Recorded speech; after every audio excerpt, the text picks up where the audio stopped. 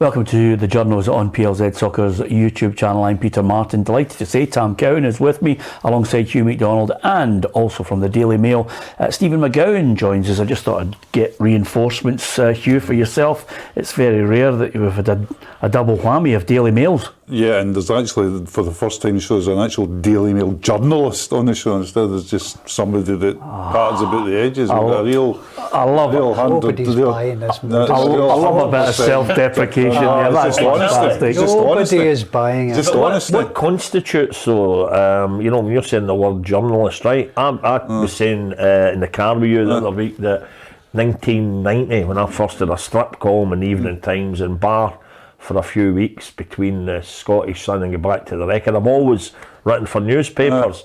But folks say, Cowan, you're not a journalist. What is a journalist, Stephen? Yeah. I get people tell me I'm not a journalist either. Let's get the awards. I'm the last man to ask on that.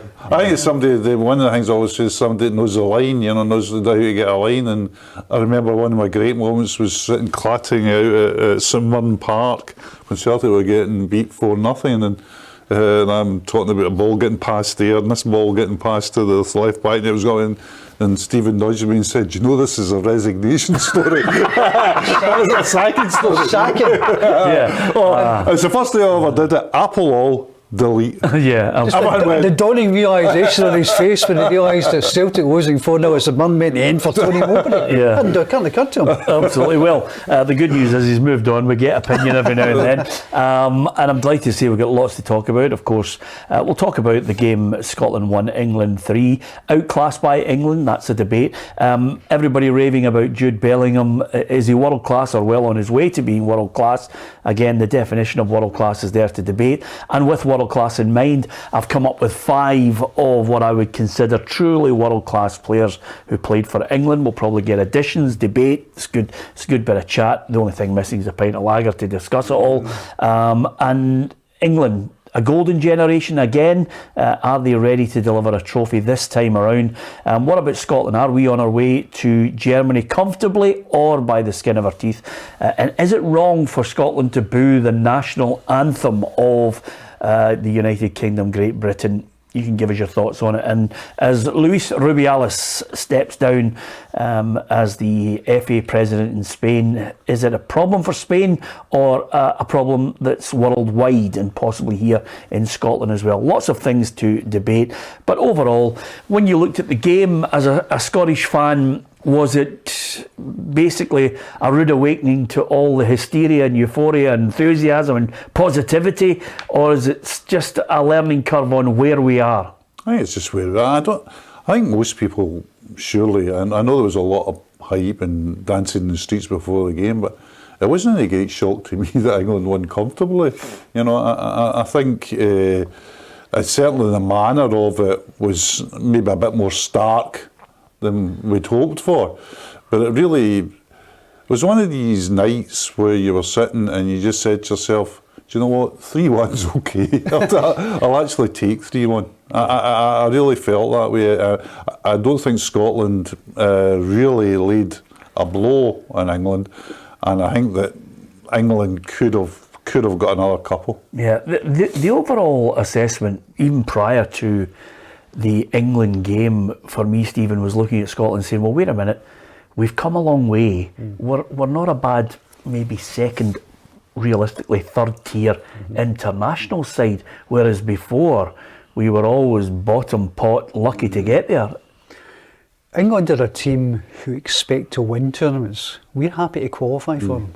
That's the stark reality of it. Last night was a reality check. But I mean, ultimately, as Hugh said, I don't think it come as some great surprise to anybody. I mean, Steve Clarke was brought in effectively to take Scotland from being a pot 4 team to being a pot 2 team. Actually, as things stand at the minute, Scotland are actually in course to be a pot 1 team in the Euros, which might give us a chance actually of avoiding the absolute big guns such as England. But 3 big games, England was a chastening experience, then got Spain, who I think have probably had their blow up against us, and then they've got France after that. And you have to use these games to learn. I know it sounds like a kind of slightly tired cliche, but they have to use these games to step up and just get a grip on, a feel, experience of what it means, because that's what they lack experience. Yeah, that and I hate to be the killjoy here. I mean, I'm so enthused by Steve Clarke. I'm right in his camp, but we don't have the quality up front. I mean, Shea Adams at one point on Tuesday night was just a lone striker doing doggies across the front, trying to close it down, maybe get a touch every now and then, Tam. But, you know, we've got Dykes or Christie to come on. We don't have anything up front. No, we don't have the quality up front, and you'd need to say it undoubtedly. And I think that was rubber stamped when they brought on dear old Harry Maguire. That was the weakest part of the England team. There's no doubt about that. Their weakest part was at the back, but we couldn't lay a glove on them. And then the much lauded, it has to be said, midfielders that were completely. I couldn't believe what I was watching when you see guys like McTominay, McGinn, McGregor, Gilmore. You just never saw them in the game at all, and that's because of the class opposition that they were up against. You know, they never got a snuff.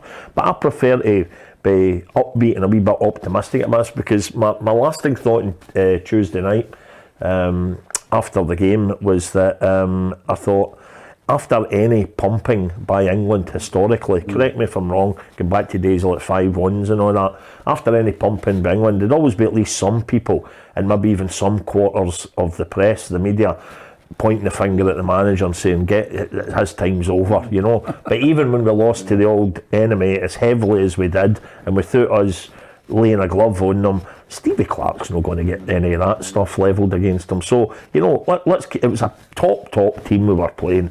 The guy you mentioned earlier, Bellingham, wow, you know, what a player. I loved Souness's comment. You'd have been clarking away at your keyboard still, Stephen, I'm sure, but when Souness said that he was considered to be a big player, a big midfielder, back in his day, he says, I'd be small fry now compared to some of these guys. I mean, that guy was just, it was incredible. It was great to watch. Yeah, the biggest problem though, Hugh, and I'm not comparing, I don't think there's fair to compare what they have as resources, but even the team they put out didn't have one of the most expensive players in Great Britain, which is Jack Grealish. I mean, that gives you an indication of the strength that they had. And they didn't have the guy that, you know, in the centre defence, Harry Stones, who, you know, everybody goes on as the pillar now for Man City, certainly playing out for the back. So, I mean, and they didn't have a left back. They played Trippier at left back, and Trippier is not a left back, you know, because, you know, the Shaw and Chilwell were both injured as well. So they had gaps in their team. I just thought it was funny when they brought on players as well. Eze is a new player, but he's so quick, but they bring on Saka, and I think Saka is going to be. I mean, Saka's already good player, but you know, to bring him on and not have an outcry over that, I just think. If you're looking at teams, if you look at the quality, I think that was a very succinct summing up from Stephen on the levels. If you look at England, they were, you know, a penalty shootout away from winning the Euros. They missed a penalty in a World Cup semi-finals against France. So they're World Cup semi-finalists, Euro finalists. We are doing headstands because we've got a chance to get into a tournament. So do you think they're close to delivering a trophy? The only thing I think that's going against them, and it's international football, you can't buy and sell, so you can't fill your gaps. Yep. And I think at the very top level, their central defence is poor. If you're still playing, God bless Harry Maguire, you should be putting him in stocks and things like that. I actually felt sorry for him. I don't think they've got a good enough centre defence, and I actually don't think they've got a good enough goalkeeper at the top level. Yeah. So central defence and goalkeeper, I think will do them at the top level. Well, at the World Cup, strangely enough, I did actually say you'll never win a World Cup with Stones and Maguire as your centre of defence. It just doesn't happen. But you win a Euros. For me, I thought last night we were watching next summer's European Champions. Genuinely. Yeah, genuinely. Yeah. I mean, they were very close to... for clarity, that's England, you mean? Yes. Right. They were very close in Qatar You know, wasn't a great deal between them and France in the quarter-final. France obviously are the biggest threats for me. Spain, don't think are quite at that level. Germany are going through a real crisis at the minute. Italy, always there or thereabouts. For me, it's England or France, and I think Bellingham just elevates them, just gives them that little injection. I mean, really, to me, it wasn't a surprise the other night, because obviously it's a bit like watching Man City playing against Burnley or playing against Everton. Yeah. Scotland, obviously, the Everton and the Burnley, but I mean, it's a fair comparison. Yeah, I know you're coming from. I mean, who made the point they can't buy players? But they do have a pool of players which effectively is, you know, you've got Bellingham, £89 million to Real Madrid, Harry Kane, £90 million to Bayern Munich. They are absolutely in a different stratosphere, particularly in the forward areas. I think so, yeah. Whereas I take the point on board about defence, listen, say all that booing of Harry Maguire. We would take Harry Maguire in a heartbeat. Yeah, can I just an ask you? absolute heartbeat. There's 2 points I want to pick up on there. I do feel sorry for Harry Maguire, because there's one element of it. I think the boys made a mistake. He should have got out of Manchester United and just gone to West Ham and had a manager to put an arm around him and say, look, go and rebuild your career. If there is a crisis of confidence, I will help you with it. There is no doubt he is a good player. So what? He stuck his foot out and scored an own goal, but he can play the ball out from the back. Is he a top drawer player? The answer is probably no. Is he an £89 million player? And no, absolutely not. Not a chance, because England, you know, through history has inflated mediocre players, selling them for fortunes. So that's not the boy's fault, though. The boy made his name playing in a back four for Leicester under Ranieri, which was defend on the 18-yard line and head the ball away. When you get it, give it to somebody short that'll take it and play. Right. He goes to Manchester United, where they say, defend on the halfway line, because we'll have all the pressure, and we want you to thread balls through. You know, want you beat. I mean, for all, I call them Harry, for all John Stones' faults, he can't pick a pass. Now, Maguire can't do that. Yeah. If you were actually Maguire's agent, you'd say, listen, see for your own benefit, go to a team that'll defend, you know, deep, so you don't get caught with space. You head of the ball, and West Ham is your perfect pick, because the whole thing's just spiralling into almost a personal calamity for him. Well, Gareth Southgate spoke extremely well about it in the post-match press conference. I've never actually seen him so kind of animated. Southgate, obviously quite a genial guy, but you know, he was saying that this is a joke. It's ridiculous, the abuse, and he wasn't blaming the Scotland fans. He was attributing that to the English media and to the English fans, who have reduced Harry Maguire to the kind of figure who is berated by the Tartan Army. But he's a social media meme. I mean, that is exactly what he's turned into, and that's a badge of honour these days, isn't it? Well, it is in some cases, but it's indicative of the way society reacts now, and he's been lambasted non-stop. Whereas I think if he could lower his expectation of, you know, this tag, this team, this ability, and then go and say to himself, listen, I've just got to take myself out of this heat, go and play regularly, get my confidence back, and block out all the noise. Now, in contrast to that, and this is the other great thing, Tam, when you have such a strong English media and a country that dominates quite a lot of the narrative as far as England is concerned, some of it you have to sift through what I call the nonsense. But Bellingham was a joy to watch. I mean, we don't have a player anywhere close to what he was producing. Is he world class? Oh, absolutely. You think so? And you're right. I think as well, in a game like last night, when you realise, right, we're not going to win here, we're not going to get a result, and you start reminding yourself, okay, it is only a friendly. Oh, look at the players that England have got. Let's not beat ourselves up too much about this. I then am able just to enjoy a player like him. And I think particularly because, as you know fine well, I tend to only watch Scottish football. So I've not seen a fraction of Bellingham in action compared to you boys, you know. So I did. I thought, wow, this guy's great, you know. And I think even for the Tartan Army over there and the packed Scotland crowd, there must have been a wee bit of them. I go back to a couple of Rangers fans, pals of mine, who grudgingly admitted it when Liverpool went to Ibrox and just really turned it on rather than putting the tools away and thinking that's the game done. They were saying, you know, they were actually brilliant to watch. You know, it was like a different sport, and it was a wee bit like that last night. I mean, Bellingham was just incredible. You know, nobody could ever get close to him, and you know, I applaud them. I don't know though, and tell me where you boys stand at. There's this thing now about you know, and when we were on the radio right after the game on Tuesday night, there was a bit, or maybe half the audience saying, what were we thinking? Oh, you know, we'd been going really well, confidence was sky high, and we play England and then we've got France to come, and you know, and then there was other folks saying, no, if we're trying to be a big nation under Stevie Clark, you're talking about maybe a pot one club, Stephen, then you've got to go in against the big boys now. I don't know where I sit with that. What about yourselves? I sit with the, I mean, I must admit, the immediate future does cause me a cause for concern, I think, in terms of result. Well, I think Clark has made his views really well known on it, and he's done it all through. Yep. He said, no, I want to play the best. Yeah. The only way we're going to get better is by playing, and it's not. It's not media sound bites. He's saying if we have to improve, we've got to play the better teams, and they played that last night. On Bellingham, I had the joy of, as you know, I'm a Dortmund fan, and I've watched Bellingham not just live, not just on the television regularly. Any Dortmund games on the telly I watch, but live. I went to, and it's one of the. He was just like, I'm not saying he's of the level of Haaland in a different way, but he was like Haaland. And see, the first time you saw him, you just look at your son, and he looks at you and go.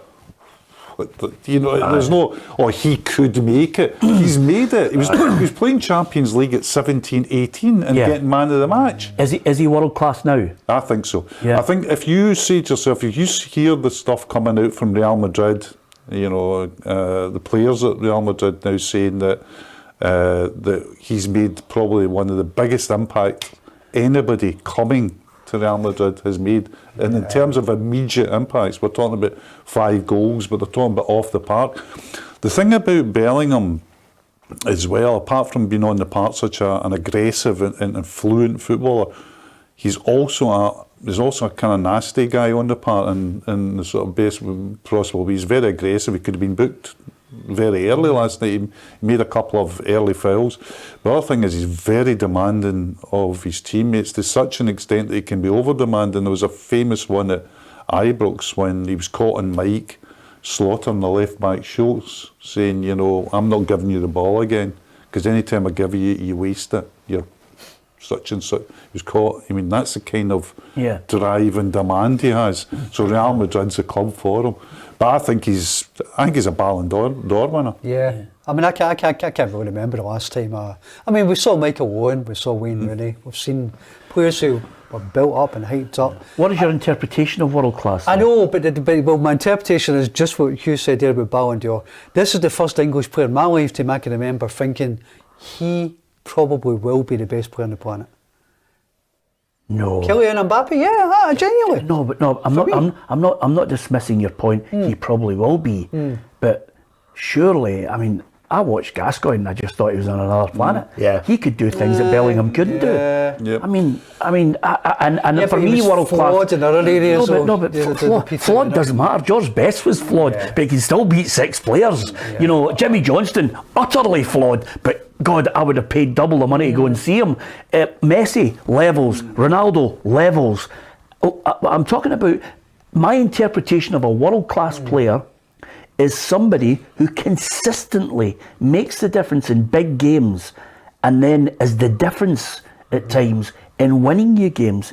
You can go through them all. You can go through from, you know, Best, Eusebio, Beckenbauer, Platini, Zidane, Ronaldo, you know, and Messi and Ronaldo, I think, have taken it to a level that some mere mortals who are you would consider world class will never get to.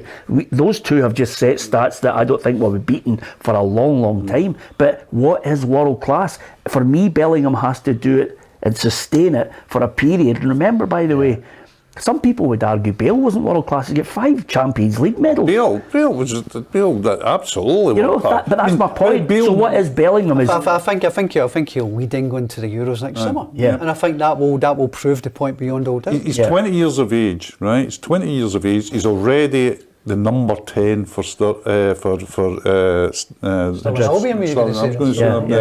manager. Let him go. I was going to say for Southgate, he's number 10 when he's got others You know, people, the English press are screaming for Foden to play there. Is he on his way? That's my point, Hugh. No, I think he's there. He's there. I think, see if you play for Real I'm playing Madrid. devil's advocate with you here. You know? I think if you, I think he'll get better. But I think if you're a starter for Real Madrid at 20, right, and guys in the Real Madrid dressing room are saying, we've never seen anything quite like this in terms of impact, and they're talking them, and these guys are not guys that talk each other up, you know. And if you're saying to yourself, you scored 5 goals in 8 games for Real Madrid, and you're not a goal scorer, you're not the guy that's there to score goals. Well, Benzema went to Saudi Arabia. Have they missed him? Exactly, and he's not a number. He's not. I just think, and the other thing about he could have another 15 years. 15 years. Yeah, I'm not debating that here. I just think sometimes we are guilty of hyperbole, and I think sometimes you take a step back and put things in context. You know, Ronaldo was a number 7, moved to a number 9. You know, he was a number 7 at Man U, moved to a number 9, and was an absolute phenomenon when he kicked in at Real Madrid, and he was the difference in millions of games. I look at Modric. Great player at Tottenham, goes to the Real Madrid. I mean, he's another guy I'd pay to see any day of the week. When you're saying we're guilty hyperbole, can we flip it round to Scotland then? Have we done that with guys in the Scotland team? If we, you know, because I did say there was a lot of them totally anonymous last night.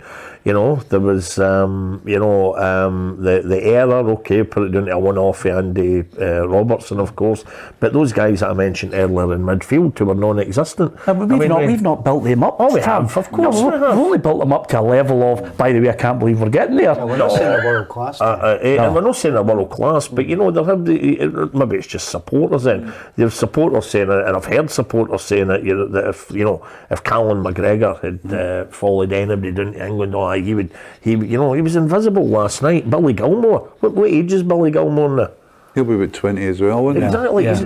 He's not a kid now. He's not fresh out of nappies anymore. Never kicked a ball last night. Still not scored a professional goal, has he? You know, so I think we're entitled to get genuinely excited about a guy like Bellingham when you know that he has quality and you know that he has world class. Just go back to the point I was making earlier, Tam, about that, which is what Peter said, a tier 2 team. We are a tier 2 team, and Billy Gilmore is playing for a tier 2 English club.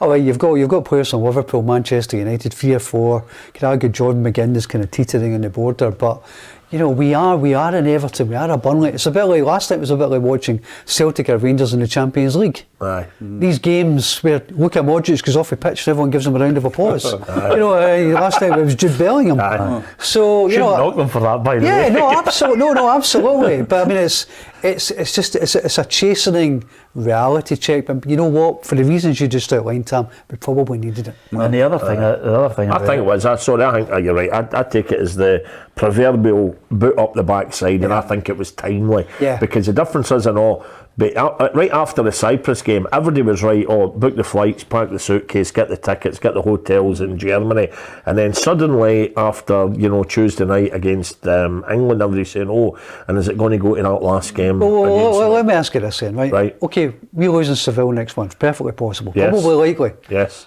Will Norway beat Spain?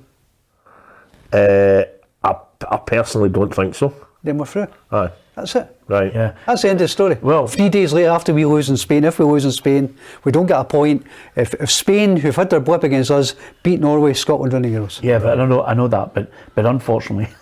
This is Scotland we're talking about. Scotland. I actually, when I was putting down the games, when I was writing down the list of the games, I went, right, we're going to get cuffed against Spain, right? And I thought, oh, Georgia, memories are striking. And then I thought to myself, oh my God, we're going to have to beat Norway at home. I know, but that says more about us than it does about this team.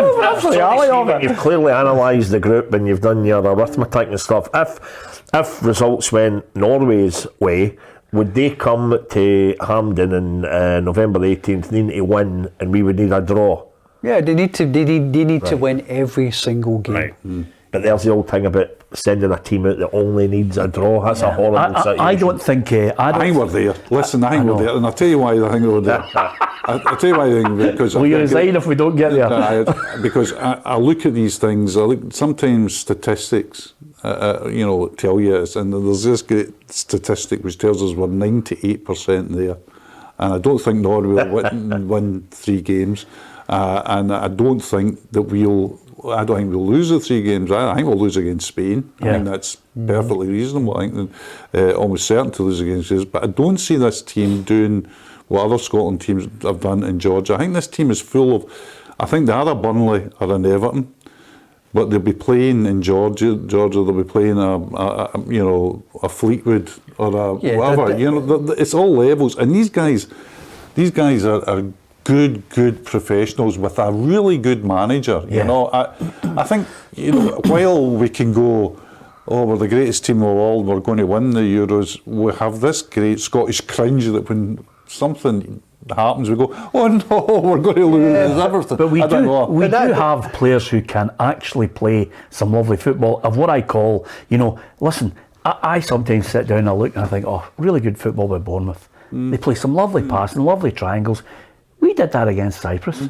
We're capable of playing that kind of football against a certain level of team because of the level of player we have. The only thing we don't have, and this is the absolute key to this whole thing, is if you have an out-and-out goal scorer, it can paper over a lot of cracks. When Kane gets in the box on Tuesday night, he's of a group of players that I know that their heart rate goes down, and they just go, I think that's what brings so much credit on Steve Clarke up here, because he has maximised the resources he's got. Exactly. He doesn't have a world-class striker. He has 2/3 of his central defence are probably Championship players at that level.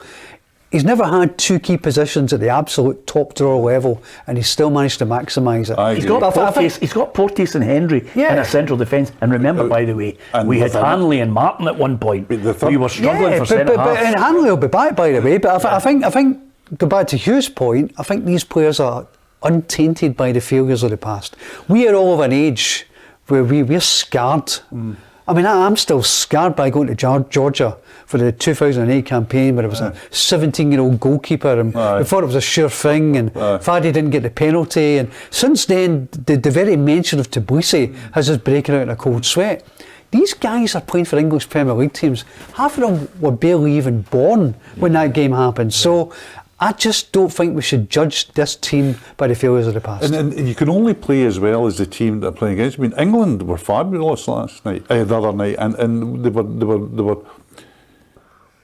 confident, aggressive in possession. But they'll not be able to play that like that against France. No, I don't think questions. In answer to Tam's point, I genuinely don't think it was a rude awakening for Steve Clarke. No, I think he's fully aware of the level we're at. And I think he was looking at that game and saying, by the way, if we get a draw out of this game at home against England, this whole country will go nuts. You know, whereas realistically, such as the depth that they have, that they just, I mean, at times, Tam, some of their one-touch football was a joy. I was looking thinking, wow. And they should have, I mean, in that first half, they could easily have scored, 5, maybe, 4 or 5, I was still convinced, I must be absolutely honest. I thought when I heard it was suddenly 2-1 to Norway against Georgia, I thought it was going to happen, it'd be great and show we've got a change of fortune. Just as the final whistle was blown at Hampden, I thought Georgia are going to get a goal, and it'll get announced to the stadium, and everyone will be happy, and but wasn't it to be? But you're right, I'm still convinced we're going there, but I can't hide that I was really, really disappointed in the performance. Yeah, can I ask you this though, and this is a pertinent question based on, a little bit political I know, but without getting too deep into it, is the gulf that we are at the moment down to the infrastructure and the funding and the lack of placing particular priority? I mean, I think the SFA deserve tremendous credit. You've got to give them credit for a grassroots plan that has allowed some players to be cherry-picked to England, to go to Italy, to go and play in other countries in Europe, and still, some really good players here in Scotland, not top drawer, but good players who can earn a good living. But is it a sign that maybe we don't place as much priority? I mean, England ploughed millions into it. Yeah, we don't have a reserve league. We don't have a league where young players between 17 and 21, which is the problem age group, can go and play in Scotland. to have any chance, our best young players tend to get taken down south anyway. Yeah. You know, which is probably the best place for them. Or, you know, Liam Morrison going to Bayern Munich or whatever, or Barry Hepburn. Our infrastructure has been shattered by COVID, and the chickens are kind of coming home to roost a little bit now. You've seen some of the European results. But equally, that's a big topic. I think we also have to look at history and say, England have always been able to do this to Scotland. You look at the 100th anniversary of the SFA, 1973, when Hugh was 50. That was that again. 15 minutes into that game at Hampden, a Scotland team with Billy Bremner, Kenny Dalglish, Lou McCarry, Peter Lorimer were 3-0 down to England. Yeah. With Bobby Moore winning his 100th cap, we lost 5-0. I'm just really praying I'm not here in 2073. But by the way, can I just say something to you? I don't have to. Calm your jets. It's only 49 wins against 41. Yeah, but if Do you know what I mean? If we played another 50 times, that would go up pretty quickly. I think the way the game has changed. The way the game has changed. The way the game has changed, particularly in the sort of upper class Western world, where it's become a middle class sport. See, when it was a working class sport, when kids were coming through, your Bremners from the Raploch, you know, your John Robertsons from View Park, your, you know, whoever from all the Kenny from the Milton and things like that. That's not tending to happen. I actually think, if you actually look at it, I think the club football has really gone downhill. Really downhill. But I think international football is actually holding its own at the moment. Yeah, have we got room for optimism though, on the basis, Tam, that I hope the wee boy Ben Doak can accelerate quickly to get himself into that squad and not suffer the same path as Billy Gilmore suffered, which was, he's going to be the next big thing, and then suddenly he's ruined at Chelsea. Well, I think we do have great hope for the future, because that was a kick, because it was England, that was a kick in the guts the other night, you know. But previous to that, I mean, think where we were, even just maybe 3 years ago, you know. It's night and day. So that's why I'm maybe in the camp. I know we're going to go up and against the big clubs and all the rest of it, but certainly when that debate was getting knocked about the other night, I thought, what were we thinking? Playing, you know, and the old enemy and all the rest of it, getting beaten by them. Now, as you say, and it's all if your auntie had a moustache, but if we had got a result against them, I think, wow, what a team we've got now, bring on the finals, but so I think that was quite timely. I like it, but I refer you back to the point that in terms of what Stevie Clarke has done, there is nobody in the back of a game like that saying, Clarke, I think we need to freshen it up now, you know. Every other Scotland manager in the past would have had an element of that, getting beaten by England at home as well. Yeah, just out of curiosity, when he said that about his auntie had a moustache, were you going through your old catalogue of aunties that you knew? All of whom had moustaches. Typically every one of them had a moustache. I started to go through them on my head. Anyway. By the way, it was one of them, it was like a mole hang with hundreds of hairs, but she could have combed it into her moustache. I presume Auntie G's not here any longer. No, don't say that. Can't be Auntie Martha who just watched this. But anyway, got a goatee beard. Anyway, totally a bit down under, but I'll not there. Don't go there. From emerging talent, I thought, since we've talked about good players, bad players, world class players, I thought I'd come up with the five top England players that I consider. Who's your sponsor now? Is it Kendall Mintcake? This is an absolute England love-in. No, the only reason I mention that is because obviously I want to sit next to Ali and Journos and just completely and utterly, take the shekel and start to be a real Anglo-Scot, But Ali was getting accusations thrown at him on Tuesday night by a lot of the fans. So I think we're a bit miffed at the result, and that saying that Ali was chasing the English money and all that, as if Ali, he was supporting, what a ridiculous thing to say, something like Ali, he was supporting England. He actually, to be fair to him, you can't help but be in a commentary and say, wow, he's a great player. Exactly. I mean, cut the boy some slack, he knows a player. And the only thing I would say, and again, this is the thorny one, I know you guys are all sitting here thinking, how's he going to deal with this? I agree with Ali when he was talking about the football. Brilliant, absolutely 100%. The other part of it is we live in a democracy, and we have a history of conflict with England, whether it be politically or indeed, national pride independence, our land, your land, wars, you name it. Are the Scotland fans bang out of order for booing the national anthem of the United Kingdom? It's a strange one, isn't it? Because actually, in many ways, you're booing your own national anthem because it's not the English national anthem. I don't know what the English national anthem is. They should have their oon national anthem. They should have them. Another thing is like, I think people get all too pressy about it. Me personally, I'd never see the point in, if it was a Poland or something like that coming, I'd never see the point in booing somebody's national anthem. But if you're asking about football fans, that's what they do. I mean, the Romanians last night, they had to have a game stopped because they were saying that the Kosovo was part of Serbia. You know, I mean, that is the level. That is what happens. I'm always wondering when people clutch their beads and go, oh, they're booing the national anthem. Well, it's a football ground. Yeah, but we're now living in a society where if they don't want people to be cancelled, they want them to be demonised.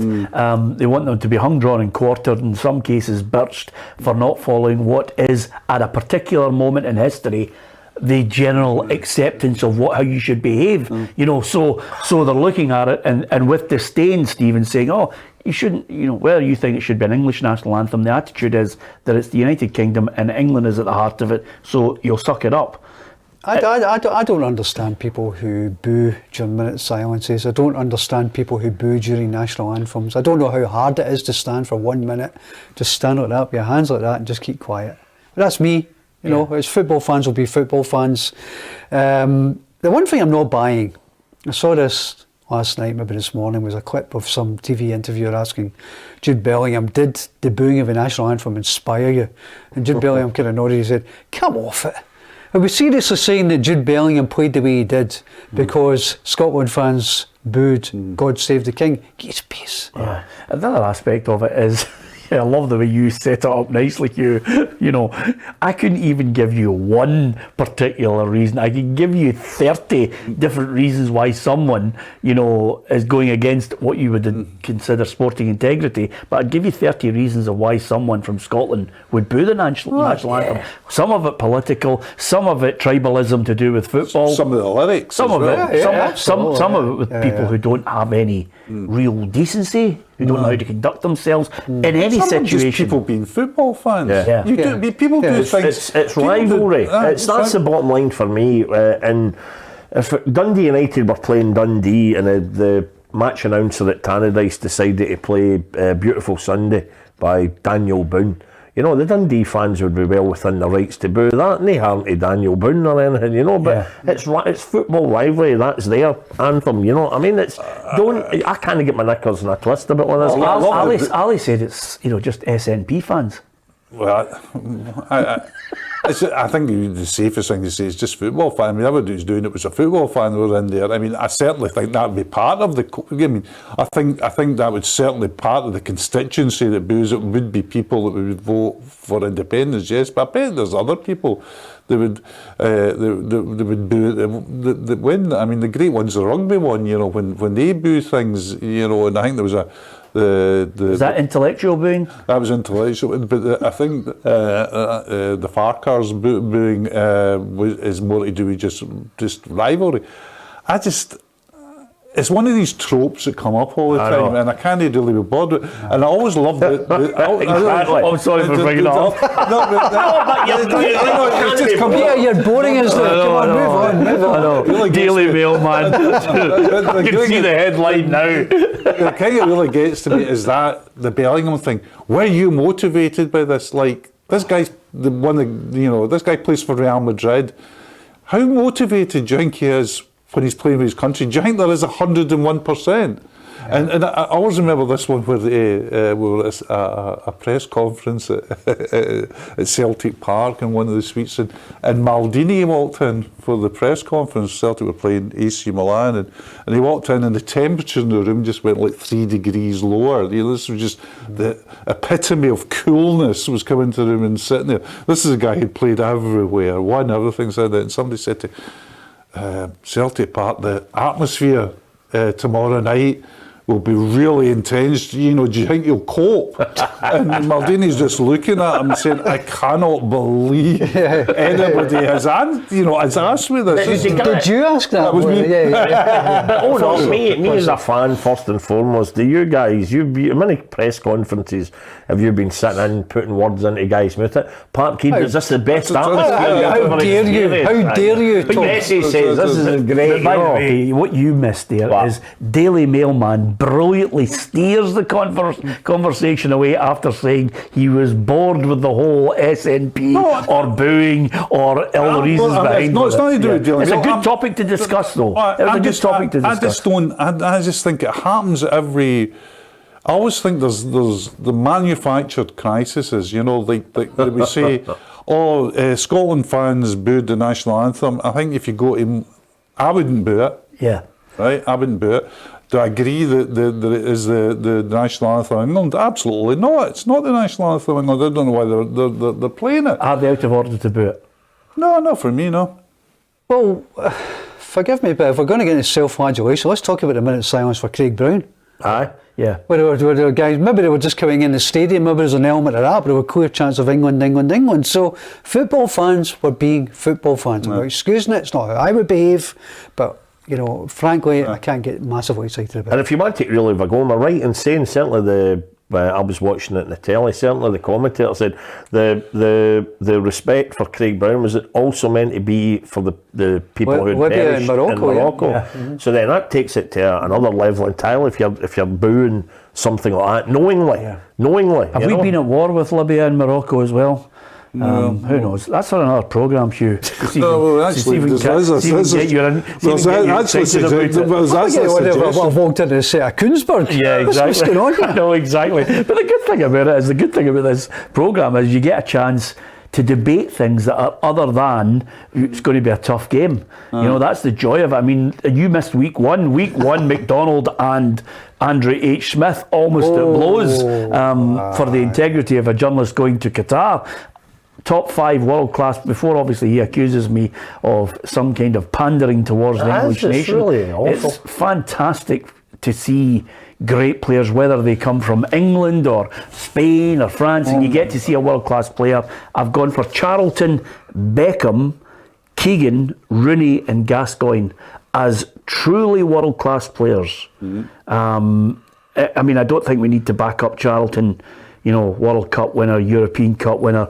Beckham, for me, there was a period where, never mind crossing the ball, you know, free kicks, his overall contribution, his work rate was way above what a lot of other players were capable of. Single-handedly at one point against Greece, drove his nation on to the World Cup. Keegan, for me, Ballon d'Or winner, European Cup winner, in a mediocre England side. Rooney, you know, you're talking about Bellingham. I can remember going down to Belfield and David Moyes said to me, by the way, Peter, come to training. So we've got a 15-year-old boy here. He's walking about in the middle of the park as if he is, you know, almost 35 years of age and an experienced player. He absolutely bossed the game, which was Wayne Rooney.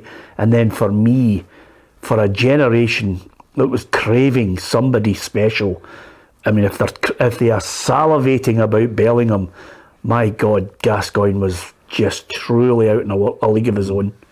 What, name 5? Do you agree with that? Yeah. I'd throw in. Give me your 5, Stephen. Go for it. Jimmy Greaves, I think, would have a shout. Great. I actually mulled over Greaves. Bobby Moore won his 100th cap, 1973 and won 5-0. Keegan, definitely. Beckham. I know it sounds ridiculous. I don't know about Beckham. Wow. Being absolute top drawer. Maybe I'm being harsh. Yeah. He had a fantastic career, but I just sometimes feel more of it was image than absolute top drawer ability. Yeah. If anything, I would say that maybe image took people's eye off what he really did in the game. Yeah. You know, that whole sideshow, that circus that he was able to handle, Hugh. But if you looked at him as an out-and-out footballer, if you asked the world-class footballers that he played with, they could not believe, you know, the amount of quality that he had, his work rate, his ethic, his ethos as well, to playing as part of a team. for a while as well. Yeah. I'm obviously much older than anybody here, so I would say there was 3 world-class players at least in the team that nearly won the World Cup in '66.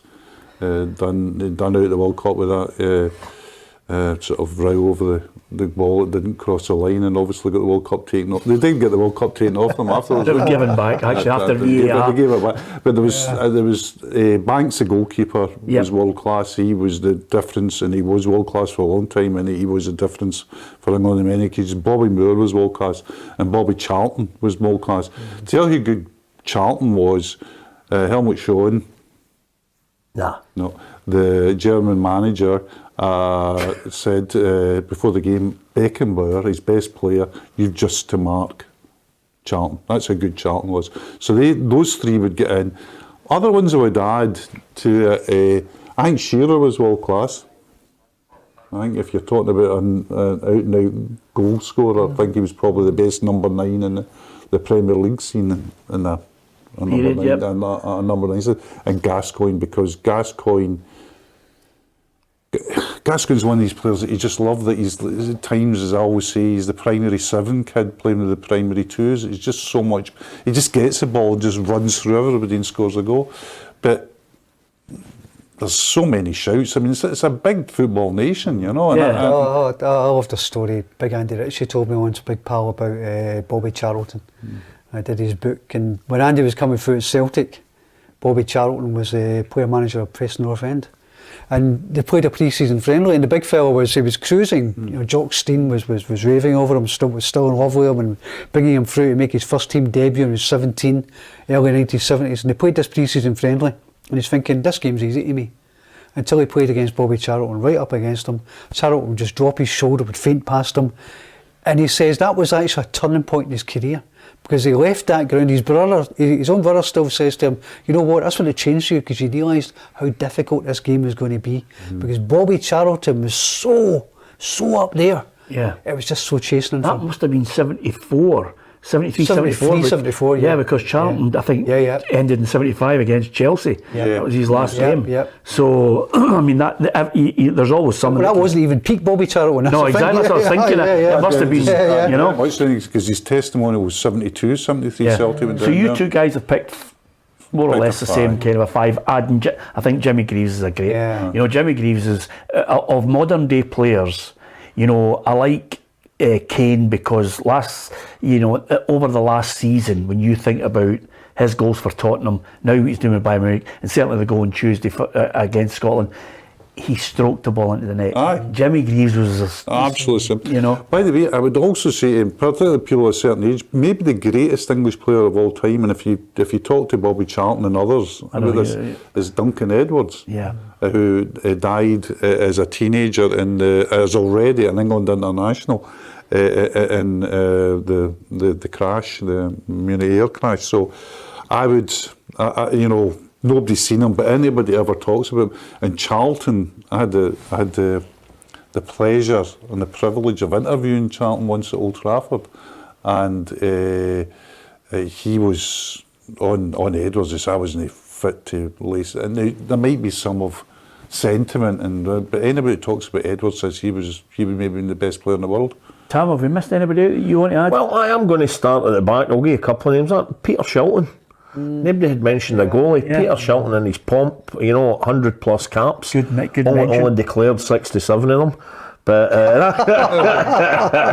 right. But Peter Shilton and the other guy I was going to say, you're happy with that one. You might argue world class, but just class and just a class acting class. And one of the guys that I loved watching growing up, and think of some of his goals. But I'm going to give you the name Glenn Hoddle. Yeah, I just thought oozed class. I would agree with you with Hoddle, but again, we could do a programme dedicated to great players that England totally and utterly left on the sidelines. He was one that they should have built a team around. Absolutely, one of the team around. But listen, it's good. It's always good for a chat to come up with your top 5, and we like to rave about Scotland and Scottish football at the best of times, but we also on the Journos programme like to talk about football on a wider scale, and you can join in, offer your own thoughts at the bottom of the feed, and you can hit the subscribe button on our YouTube channel. And thank you very much for the fabulous support and the great figures we're getting for all the different programmes we're offering, whether it's the Women's Football Show,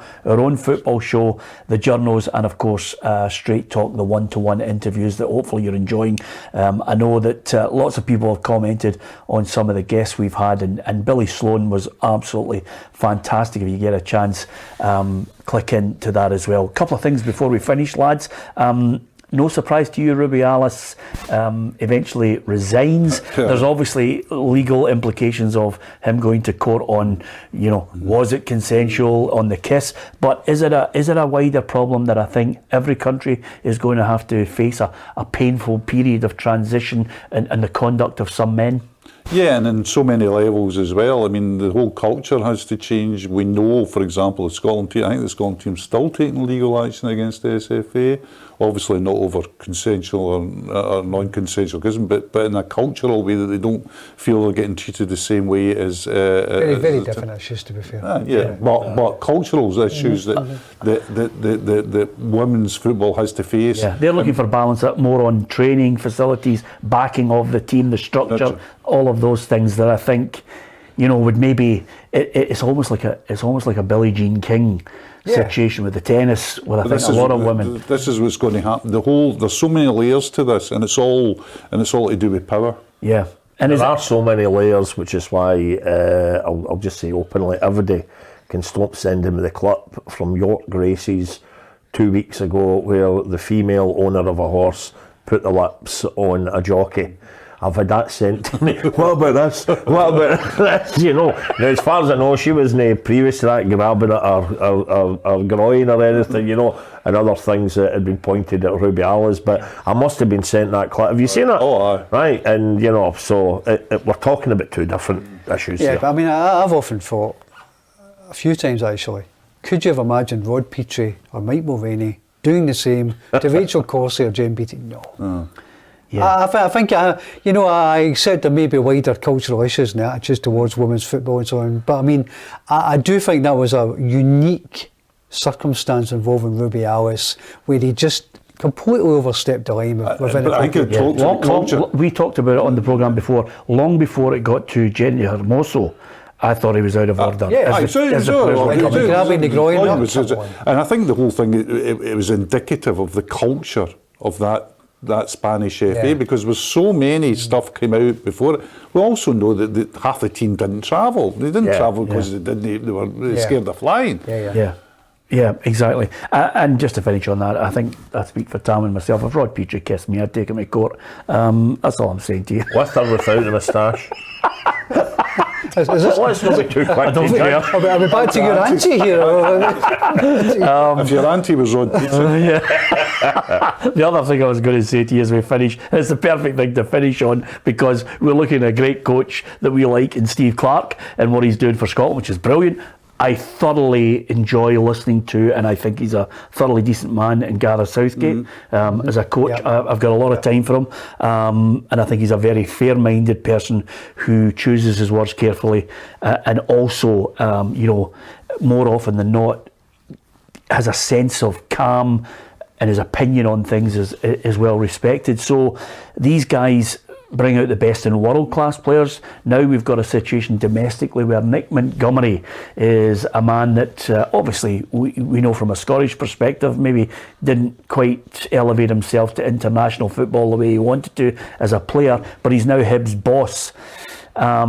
And he says money's never won a game of football. Now, when I read that headline, Stephen automatically thought, "Oh, wait a minute, you've been in talking to the board before you've come out for the press conference." But he certainly proved it with Central Coast Mariners. It was a young team. They had the lowest budget in the league, and they won the league, which they'd waited a long, long time for. So he has something. It's a fascinating appointment. Really interesting. Hibs. There's two ways of looking at this. Hibs have taken a lot of left field managers in recent years. Very few of them have worked out, if any of them actually. You could go as far back as Tony Mowbray and say that was a good appointment that nobody really saw coming. But so it's a big gamble, and a lot of people feel, and I think even Tam McManus was, maybe too much of a gamble. Maybe they had to play safe this time. But honestly, see when I see the usual short list going round, and, no Hampton, but Yogi Hughes and Jack Ross and so on. It just depresses me. I like the idea of thinking outside the box in this case and bringing in somebody who's experienced. I don't think managers of Hibs and Aberdeen and Hearts should have 7 games as caretaker manager, then go straight into these top jobs. I think it should be tried, tested. I think they should have a CV which stands up to merit. I think like Montgomery's does. Yeah, well, on that point, that's fine and dandy, and I can't argue with you on that point. Where the break in that whole chain comes is with a board that I think are rudderless. That's the problem with it, because, Sean Maloney said to me he thought he was getting the sack after 4 games. He genuinely felt as if he was going to be sacked, because I get the feeling that, while I think Ron Gordon's ideas of how to generate income and how to try and change the mentality of Scottish football to a club being a business was great, but I don't think Ron and the board really made appointments that they could stick with. Show a bit of backbone and say, right, let's go with this guy and let's see if we can do a job for us. And that's the problem sometimes. They make appointments. Stephen said, if you've got somebody with a track record, great, we'll stick with them. What you have is commercial businessmen at times who have made a lot of money and have been hugely successful, and have the ego that comes from that. They say, well, I've raised myself from X, Y, Z, and then they come into a business where most commercial imperatives go like that simply because somebody has missed a penalty on the park, or the goalkeeper has thrown the ball into the net. Yeah. All your plans got it. I mean, it's why if you talk to any guy that's been in a board for a long while, they say, who's the most important guy at a football club? They always say it's the manager. He's the most important guy, because what he does is reflects on and what we do. For example, we're getting all this thing that Celtic are actually issuing profit warnings now, right? How much money? So you can say a great, well-run commercial club.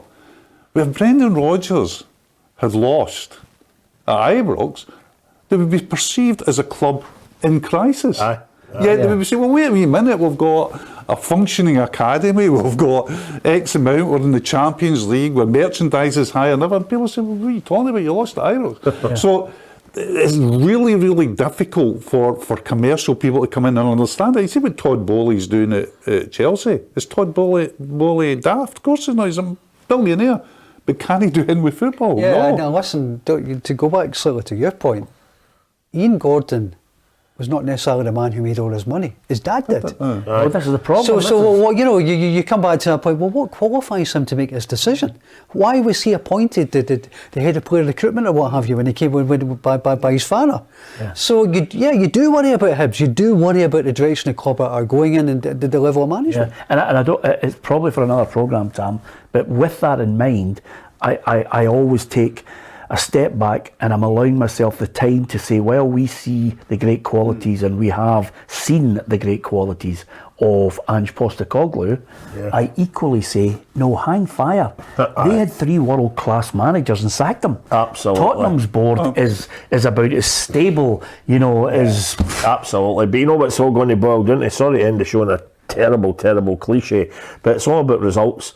They get this guy, and I must say, three pals of mine that support Hibs and always get their opinion, and it's been quite a lot of opinions I've had of all the recent managers. What they said about the Nick Montgomery guy, I don't think, and this is a fair comment, I don't think any of them said that they popped open the champagne when they heard, oh, we've got Nick Montgomery. But they were quite impressed when they read up on the boy and looked at his stats and everything else. But ultimately, and particularly at Hibs and the way Hibs have been in recent years, it's results. Simple as that. And if he doesn't get off to a flyer, if he is 3-4 shaky weeks, they're going to think, oh, we're back to square one again. Yeah, absolutely. And on that note, I don't want any of you guys to go on a downer, because obviously every week Tam said, he's got 3 guys who's mates that are Hibs fans, and then he'll say, I've got 2 guys who are Aberdeen fans, are mates of mine.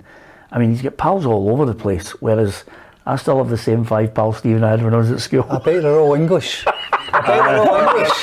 You met Every single one of them after this programme. David Beckham's one. That's for sure. I don't know if he dragged that fit. So David Beckham's just out of curiosity, as I look at him, I know he's got pals, right? Do you get any mates left? No. That's why I'm here. After this, I get the wee van back to the bingo. Brilliant. On that note, I'd like to thank Stephen for coming in.